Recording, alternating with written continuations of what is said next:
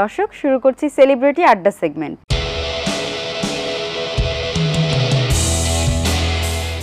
দর্শক, ATN music সবসময় গুণী শিল্পীদের আপনাদের সাথে পরিচয় করিয়ে দেয় এবং আজকেও কিন্তু তার ব্যতিক্রম নয়।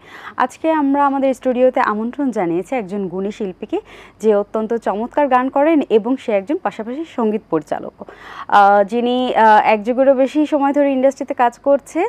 আমাদের সাথে আজকে স্টুডিওতে উপস্থিত আছেন পলাশ লোহ। কেমন আছেন ভাইয়া? জি, ভালো আছি। আপনি ভালো আছেন?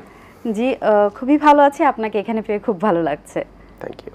সম্প্রতি অনেকগুলো কাজ নিয়ে আপনি ব্যস্ত, প্রায় 7টার মতো মনে হয় রেকর্ডিং করে ফেলেছেন। হ্যাঁ, মিউজিক ভিডিও করছেন। তো এই এতগুলো কাজ একবারে করছেন, করে যাচ্ছেন, তো এই বিষয়ে একটু জানতে চাবো আপনার কাছে। হ্যাঁ, ঠিকই বলেছেন। সম্প্রতি অনেকগুলো কাজই করা হলো, তার মধ্যে 7 থেকে 8টা গানের অডিও ট্র্যাক রেকর্ডিং কমপ্লিট হলো। তার মধ্যে উল্লেখযোগ্য কাজগুলোর কথা বলি। রিসেন্টলি গীতিকবি শেখ নজরুলের লেখা ওবায়দুল হকের সুরে একটি গান করেছি, ফোক প্যাটার্নের গানটি, একটু আধ্যাত্মিক প্যাটার্নের গানটি। আরও দুটো গান করেছি, সেই দুটো গানের কথা লিখেছেন শামসুজ্জামান সজীব, সঙ্গীত করেছেন শামীম আশিক, এবং সেই দুটো গান ডুয়েট আমি এবং মৌসুমী সীমা ডুয়েট করেছি। তারপর আমাদের আরেকজন জনপ্রিয় শিল্পী অপু আমানের সুর সঙ্গীতে আরেকটি গান করেছি আধ্যাত্মিক প্যাটার্নের, সেটাও অডিও রেকর্ডিং সম্পন্ন হয়েছে। তারপর আমাদের আরেকজন গীতিকবি রুস্তম মল্লিকের দুটো গান করেছি, সেই দুটো গানও ডুয়েট, আমার সাথে গেয়েছেন সুজানা রূপা। অডিও কমপ্লিট হয়েছে, সবগুলো গানেরই শুধু শুটিং বাকি আছে। অডিও এই গত 1 মাসের মধ্যেই কমপ্লিট করলাম সবগুলো আর কি। এই যে ভিন্ন ভিন্ন শিল্পীদের সাথে কাজ করছেন, সবার সাথেই তো একটা গানের মাধ্যমে একটা বন্ডিং তৈরি হয়, মানে লোকসঙ্গীত, তারপরে আপনার আধুনিক গান, বিভিন্ন ধরনের গান তো আপনি করছেন। কোন সেক্টরটা আপনি একটু বেশি এনজয় করেন গানের মধ্যে? আসলে যখন প্রফেশনালি গান করা হয় তখন আসলে কোম্পানি যেরকম চাইবে সেই মাপে আমাদের কাজ করতে হয়। কখনো নিজেকে মানিয়ে নিতে হয়, কখনো আধুনিক গান করি, লোকগান আসলে লোকগান করি। মূলত আমি আধুনিক এবং লোক দু প্যাটার্নের গানে আমার প্রতিনিয়ত করা হয়। তো সেই জায়গায় কিছু কিছু গান করতে হয় সেমি ক্লাসিক, তো সেই প্যাটার্নের গানও করা হয়। তো সব মিলিয়ে ভ্যারাইটিস কাজ চলছে আর কি। এই যে একাধারে কাজ করে যাচ্ছেন আমাদের এই সঙ্গীত সেক্টরে, শুধু না, আমি বলবো আপনি অভিনয় জগতে আছেন, একজন অভিনয় শিল্পী, একজন মডেল, অনেকগুলো মডেলিংও করেছেন, এই যে আবার সঙ্গীত পরিচালনাও করছেন, এতগুলো কাজ, একজন চিত্রশিল্পীও। তো এই এতগুলো কাজ কিভাবে এত করেছেন এবং এটা শুরুটা একটু জানতে চাই। আসলে সবগুলো প্যাটার্নের ছুঁয়ে ছুঁয়ে কাজ অনেক দিন আগে থেকেই শুরু করা। মডেলিংয়ের জায়গাটা আমি আরও 8-10 বছর আগে নিয়মিত মডেলিং করতাম, বিভিন্ন ব্র্যান্ডের ফটোশ্যুট করতাম, পাঞ্জাবি শার্ট, তারপর পূজার, ঈদের, বৈশাখের, 21শে ফেব্রুয়ারির, স্বাধীনতা দিবসের বিভিন্ন উৎসব ভিত্তিক যে ফটোশ্যুটগুলো, ওগুলোতে নিয়মিতই কাজ করতাম। তারপর আস্তে আস্তে আসলে নাটকের কাজে বেশি জড়িয়ে যাওয়া। আর যেহেতু আমার মঞ্চে, আমার থিয়েটার করা অনেক বছর ধরে, প্রায় 12-13 বছর আমি মঞ্চে কাজ করেছি, এখনও মঞ্চের সাথে যুক্ত আছি। তো যার ফলে নাটকটাও টানে মনের ভিতর। তো তখন মডেলিংয়ের কাজটা আস্তে আস্তে একটু কমে গেল, তখন আমি টেলিভিশন নাটকের দিকে একটু ঝোঁকা হলো।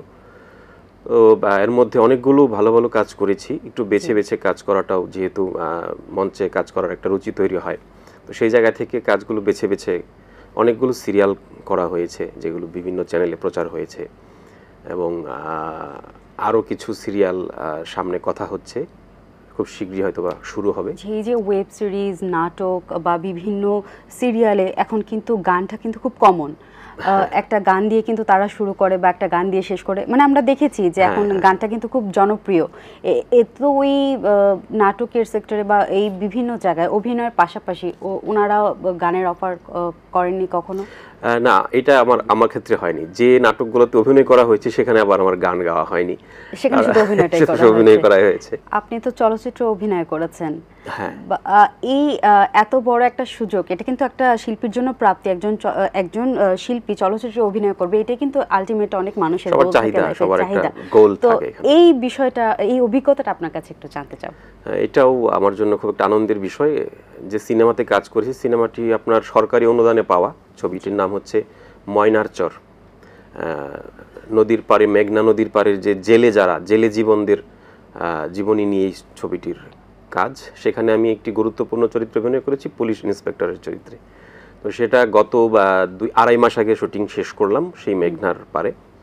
এখন সেটা সেন্সরে জমা আছে ছবিটা, খুব শীঘ্রই হয়তো বা কোনো একটা উপলক্ষতে ছবিটা রিলিজ হয়ে যাবে সারা দেশে। যে আপনার সিনেমার জন্য অনেক অনেক শুভকামনা রইল।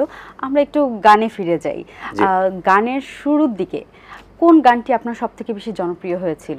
মানুষ আপনাকে চিনেছিল যে আপনি পলাশ লোহ, এই মানুষটাকে চিনেছিল কোন গানের মাধ্যমে? এটার আসলে গানের দুইটা রাস্তা, সেটা হচ্ছে একটা হচ্ছে জনপ্রিয় হওয়ার, আরেকটা হচ্ছে অনেক বছর গেয়ে যাওয়া সেখান থেকে মানুষের একটা যে এই শিল্পীকে তো দেখেছি বা চিনেছি। আমার ওরকম কোনো গান জনপ্রিয় হয়নি, কিন্তু আমার অসংখ্য মৌলিক গান আছে যেটা অনেক শিল্পীর নেই। মানে আমি গর্ব করে বলতে পারি যেটা, যে আমার প্রায় 300-র মতো মৌলিক গান বিভিন্ন কোম্পানি রিলিজ হয়েছে কোম্পানি থেকে। তো এইটা আমার একটা বড় প্রাপ্তি, এবং সেই গানগুলো বিভিন্ন বিষয় ভিত্তিক, যেটা হচ্ছে আপনার ভাই দিবসে ভাইয়ের গান, বোন দিবসে বোনের গান, মা দিবসে মায়ের গান, বাবা দিবসের গান, স্বাধীনতার গান, তারপর দেশের গান, প্রেমের গান, বিরহের গান, তারপর ধর্ষিতা নারীর গান, তারপর 21শে ফেব্রুয়ারির গান, মানে বিভিন্ন বিষয় ভিত্তিক, যেটা দেশের মধ্যে যে কোনো মুহূর্তে যা যা ঘটে ওটা নিয়ে আমার বিভিন্ন সেটা নিয়ে গানগুলো এরকম বিষয় ভিত্তিক আমার অসংখ্য গান আছে, যেটা মানে আমি গর্ব করে বলতে পারি যে অনেকের যেটা। সেইখান থেকে আপনার পছন্দের একটি গান কি এখন শুনতে পারি? হ্যাঁ, যে গানটি গাইছি গানটি খুব রিসেন্টলি রেকর্ড হয়েছে। গানটি লিখেছেন গীতকবি শেখ নজরুল এবং সুর করেছেন ওবায়দুল হক। গানটি একটু আধ্যাত্মিক প্যাটার্নের। জি, শুনবো।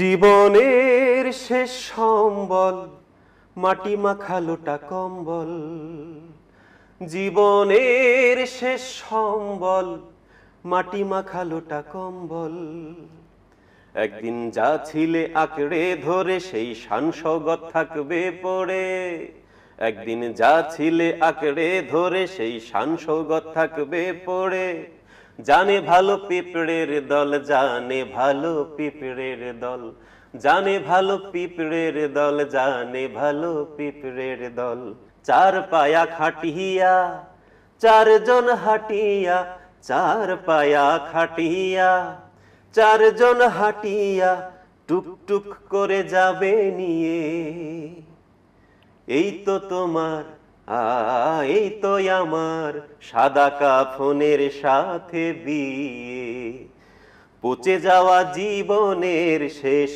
ফলাফল, পচে যাওয়া জীবনের শেষ ফলাফল, জীবনের শেষ সম্বল মাটি মাখা লোটা কম্বল, একদিন যা ছিলে আঁকড়ে ধরে সেই শান সওগাত থাকবে পড়ে, জানে ভালো পিঁপড়ের দল, জানে ভালো পিঁপড়ের দল। বাহ, চমৎকার একটি গান। এই একদিন তো সবাইকে আসলে চলে যেতে হবে, খুবই কঠিন কিছু বাস্তবের কথা ছিল এই গানের মধ্যে, একদম আধ্যাত্মিক বিষয়টা ছিল এখানে। যে কোনো সিচুয়েশনের মধ্যে একজনের শিল্পীর কিন্তু সারভাইভ করা অনেকটা কঠিন হয়ে যায়। শুধু শিল্পীর তার জীবিকা নির্বাহ যদি শিল্পচর্চার উপরেই থাকে তাহলে আমরা বলে থাকি যে তার জীবিকা নির্বাহটা একটু কঠিন হয়ে যায়। আপনার পার্সোনাল ওপিনিয়ন একটু জানতে চাবো এই বিষয়ে। সত্য, আপনি যেটা বলেছেন একদম সত্য। মানে যেটা আপনার রাজনৈতিক অস্থিরতা হোক, সেটা আমাদের করোনার সময় যেটা আমরা দেখলাম, করোনা হোক বা বন্যা বা যে কোনো দুর্যোগে আমরা শিল্পীরা, তখন আমাদের তো টেলিভিশন শো এবং স্টেজ শো, পাশাপাশি এখন তো ইউটিউব চ্যানেলে গান রিলিজ করা, সুর করা, কম্পোজিশন করা আমাদের আয়ের একমাত্র উৎস তো এই জায়গাগুলো। তখন আমরা চাইলেও ভিতর থেকে গান আসে না, কষ্ট পাই। হয়তো বা ওই সাবজেক্টে গান করা হয়, ওই সাবজেক্টটা নিয়ে, কিন্তু প্রফেশনালি বা ইনকামের ওই জায়গা থেকে ওইভাবে ভিতর থেকে আসে না। তো ওই জায়গা থেকে আমরা কিছুটা তখন মানে সারভাইভ করি আর কি। তো এটা স্বাভাবিক। এই যে অডিও ট্র্যাক করা হয়, এটা তো ইনডোরে করা হয়, তো শুটিং সেটের অভিজ্ঞতাটা কিন্তু একটু ভিন্ন। বিভিন্ন জায়গায় শুটিং করা হয়, বিভিন্ন প্লেসে শুটিং করা হয় এবং বিভিন্ন আর্টিস্টদের সাথে, বিভিন্ন সিঙ্গারদের সাথে। তো এটার এক্সপিরিয়েন্সটা একটু জানতে চাই। আসলে আমরা যখন গানটা মানে রেকর্ড করি, তখন কিন্তু চোখের সামনে একটা ভিজুয়াল ভেসে উঠে যায় গানটার গাওয়ার সময় একটা ভিজুয়াল আসে যে ভিতরে এটার গানের ভিডিওটা, কথাগুলোর সাথে। হ্যাঁ ভিডিওটা কেমন হতে পারে, দৃশ্যগুলো কেমন হতে পারে, আমাদের পোশাক কেমন হতে পারে, এগুলো একটা ধারণা কিন্তু চলে আসে তখন। তারপর আমরা ওইটা নিয়ে বসে আমরা সিদ্ধান্ত নিই যে কোথায় শুটিং করব বা কি। তখন শুটিং আউটডোরে যখন আমরা এটার গল্প সাজিয়ে যখন কাজগুলো করা হয় তখন আসলে সবকিছু মিলিয়ে অভিজ্ঞতা তো ভালো এবং তিক্ততাও থাকে, যেটা হচ্ছে যে প্রচণ্ড রোদের মধ্যে আমরা শুটিং করি, বৃষ্টি থাকলে বৃষ্টিতে ভিজে ভিজে শুটিং করতে হয়, মানে অনেক দূরে যেয়ে শুটিং করতে হয়, যেহেতু শুটিং প্লেসগুলো আমাদের ঢাকা শহরের খুব আশেপাশে খুব কম, অনেক দূরে দূরে কোনো মেমোরি আছে যে কোনো জায়গায় শুটিং করতে গিয়ে কোনো কিছু শিকার হয়েছিলেন, মনে হয়েছিল যে না এখান থেকে শুটিং করা যাবে না, এখান থেকে চলে যায়? কারণ মিউজিক ভিডিও শুটিং করতে গেলে কিন্তু অনেক জায়গায় অনেক ধরনের সিচুয়েশন ফেস করতে হয়, এরকম কি কোনো অভিজ্ঞতা আছে? আছে, কিন্তু ওটা একটু মানে ফানি, তারপরেও বলি ওইটা। হ্যাঁ হ্যাঁ শুনবো। ওটা একটা গানের শুটিং করতে গিয়েছি সেই আপনার পূর্বাচলের দিকে।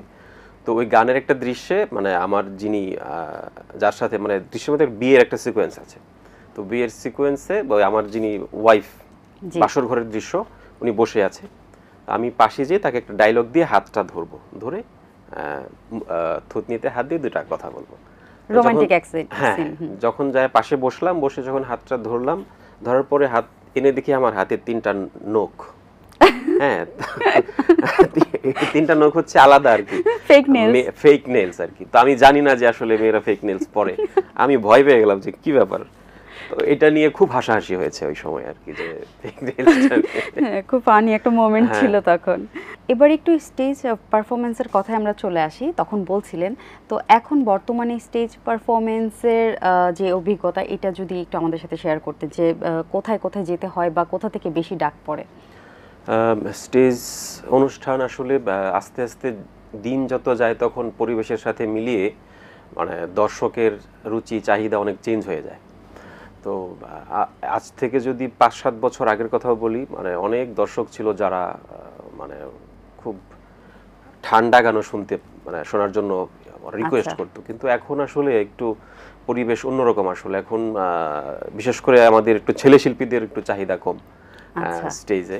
তারপরেও যে শো করছি না তা না, বিশেষ করে আমরা গ্রামাঞ্চলের শোগুলা বেশি করা হয়। আর শহরে তো আপনার বিভিন্ন গায়ে হলো, তারপর বিভিন্ন অ্যানিভার্সারি তো আছেই, পাশাপাশি বিভিন্ন কোম্পানির যে আপনার কি বলে এটাকে ইনোগ্রেশনের প্রোগ্রাম, বিভিন্ন প্রোগ্রাম থাকে বিভিন্ন হলে হলে বড় বড়। এমনি দর্শকের ডিমান্ড কোনটা বেশি থাকে, বা আপনার স্টেজে উঠলে আপনার কাছে কোন গানটা শুনতে চায়? আমি স্টেজে মূলত ফোক গানটাই বেশি করি। আচ্ছা। আর কিছু সেটা অবশ্য আপনার নির্ভর করে যে দর্শক মানে কেমন। যদি দেখি যে ওইখানের আগে যাই আর কি, যাওয়ার পরে যখন দেখি দর্শক একটু 60 আপ বয়স বা 50-60 বয়স, তখন তাদের প্যাটার্নের গান করি, কিশোর কুমারের গান করি, মান্নাদের গান করি। আবার যদি দেখি যে না খুব ইয়াং ছেলেপেলেরা আছে, তখন আবার ফোক গানগুলো করি, চাহিদা অনুযায়ী গানগুলো হয়। আবার যখন দেখি যে ইয়াং মেয়েরা আছে, তাদের পছন্দের শিল্পী, কলকাতার কিছু শিল্পীরা আছে, তাদের প্যাটার্নের গানগুলো করি। তো এই দর্শক বুঝে আর কি গানগুলো করা হয় আর কি। আচ্ছা, এমনি তো অনেক ছোটবেলা থেকে গানের শুরুটা হয়েছিল? খুব ছোটবেলায় না, যখন ক্লাস 9-এ পড়ি তখন থেকে আমার, তো বেশ বলতে গেলে ছোট সময়। তো এই গানটা শেখার পিছনে প্রথম অনুপ্রেরণা কে জুগিয়েছে? প্রথম অনুপ্রেরণা আমার ফুপু গোপারানী লোহ। ফুপু গোপাল লোহ, উনি শিল্পী ছিলেন। আমি যখন অনেক ছোট তখন উনি গান করতেন, তো দেখে দেখে ভিতরে একটা গান গাওয়ার একটা আগ্রহ মানে তৈরি হতো। তারপর যখন আমি ক্লাস 8-9 এর দিকে উঠলাম, তখন আমারও তখন থেকেই লোকসঙ্গীতটা প্র্যাকটিস করতেন। তখন নজরুল দিয়ে শুরু করেছিলাম, নজরুল রবীন্দ্র দিয়ে শুরু করেছিলাম। আস্তে আস্তে যখন দেখলাম যে ঢাকা চলে আসলাম 2005-এ চারুকলা পড়াশোনার জন্য, আমি পড়াশোনা চারুকলায়, তখন ঢাকা এসে টুকটাক স্টেজ প্রোগ্রাম করা শুরু করি। তখন দেখলাম যে চাহিদা, দর্শকের চাহিদা অন্যরকম, আধুনিক ফোক এই প্যাটার্নের গান দর্শকরা পছন্দ করে, বা তখন ভিন্ন প্যাটার্নের গান গাওয়া শুরু করলাম। আচ্ছা, আপনার শেখাটা হচ্ছে নজরুল রবীন্দ্র দিয়ে, সেই নজরুল গীতি তখন থেকেই। তো গান নিয়ে তো অনেক গল্প শুনলাম এমনি, কিন্তু এই গান নিয়ে আপনার ফিউচারে কি কি করার ইচ্ছা আছে? আপনার ফিউচার প্ল্যানিংটা যদি একটু আমাদের সাথে শেয়ার করতেন।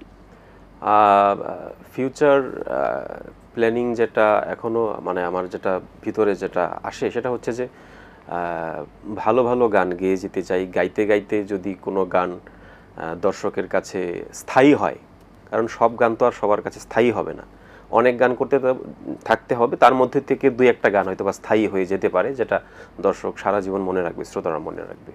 তো আমার এরকম ভালো কিছু গান যেন শ্রোতাদের মনে রেখে যেতে পারি, সেরকম প্ল্যানটাই আমার ভবিষ্যৎ প্ল্যান। আপনার জন্য অনেক অনেক শুভকামনা রইল। আমরা চাই আপনি ভবিষ্যতে আমাদেরকে আরও ভালো ভালো গান উপহার দিয়ে যান। এবং আপনার যে দর্শক আছে, এটিএন বাংলার দর্শকদের আপনি কি বলবেন? দর্শকদের প্রথমেই আমি ধন্যবাদ জানাচ্ছি আমার সাথে এতক্ষণ থাকার জন্য, এবং আপনারা উৎসাহ দেন বলেই বিভিন্ন চ্যানেলে, কোম্পানিতে কাজ করার সুযোগ পাই, ডাক পাই। আপনারা উৎসাহ যদি না দিতেন তাহলে হয়তো বা এখানেও একটা অনুষ্ঠানে বসে আছি, এখানেও আসা হতো, মানে আসতে পারতাম না। তো আপনাদের উৎসাহ পাই বলেই কাজ করার অনুপ্রেরণা পাই। আপনারা এইভাবে উৎসাহ দিয়ে যাবেন এবং আশা করছি ভবিষ্যতে আরও অনেক ভালো ভালো কাজ আপনাদের উপহার দিতে পারবো। আমার জন্য দোয়া করবেন। আর সবশেষে এই চ্যানেলকে ধন্যবাদ জানাই, এটিএন বাংলাকে, এবং এটিএন বাংলার কলাকুশলীকে ধন্যবাদ জানাই আমাকে আমন্ত্রণ জানানোর জন্য। গল্প করতে করতে অনুষ্ঠানের আমরা শেষ পর্যায়ে চলে এসেছি। আমি আমার দর্শকদের কাছ থেকে বিদায় নিয়ে আসি, আর আপনি একটু চিন্তা করে ফেলুন যে কোন 2 লাইন দিয়ে আমরা এখন আজকে এই অনুষ্ঠান থেকে বিদায় নেব। দর্শক, আজকে আমাদের অতিথি ছিলেন পলাশ লোহ। ওনার সাথে অনেক গল্প হলো, গান হলো, আড্ডা হলো, দেখতে দেখতে সময় ফুরিয়ে এসেছে। কিন্তু আপনাদের প্রমিস করছি আগামী পর্বে কোনো সমসাময়িক এবং গুণী শিল্পীদেরকে নিয়েই আমাদের এই আয়োজনে আবার হাজির হব। আমি নিতু আজকে বিদায় নিচ্ছি। আল্লাহ হাফেজ। এখন কোন গানটি শুনছি? হ্যাঁ, এই গানটি আমার একটি মৌলিক গান। গানটি লিখেছেন গীতিকবি শাহাবুদ্দিন মজুমদার এবং আমার সুর করা। চেষ্টা করছি। জি, শুনবো।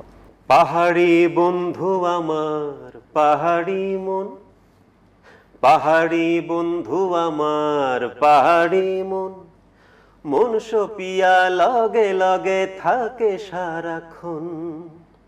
যেমনি চাই তারে তেমনি পাই তারে, লাজে মরে নয়নে তার পড়িলে নয়ন। মন দোলে রে অন্তরে ঢেউ তুলে রে, মন দোলে রে অন্তরে ঢেউ তুলে রে। সোহাগিয়া দোর ঝরা কাঁচা রূপের ঢল, সেই রূপেরই প্রেম জোয়ারে আমার চলাচল। দিঘিতে পদ্ম ভাসে পাখিরা নীল আকাশে, দিঘিতে পদ্ম ভাসে পাখিরা নীল আকাশে, তার মনেরই ভাজে ভাজে আমি থাকি রে। মন দোলে রে অন্তরে ঢেউ তুলে রে, মন দোলে রে অন্তরে ঢেউ তুলে রে, মন দোলে রে অন্তরে ঢেউ তুলে রে, মন দোলে রে অন্তরে ঢেউ তুলে রে।